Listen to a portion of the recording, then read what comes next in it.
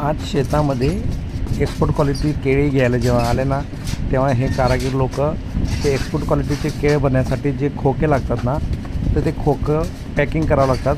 त्यासाठी एक खुला कच्चा रॉ मटेरियलचा खोका असतो.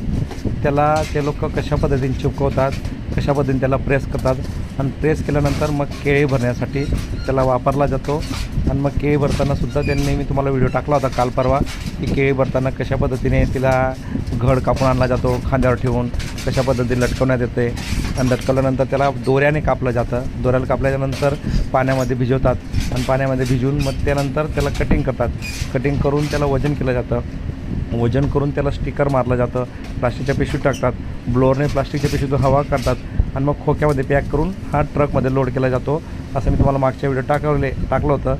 तोच व्हिडिओचा दुसरा पार्ट म्हणून हे खोके कसे बनवले जातात हे आज मी दाखवतो आहे तुम्हाला.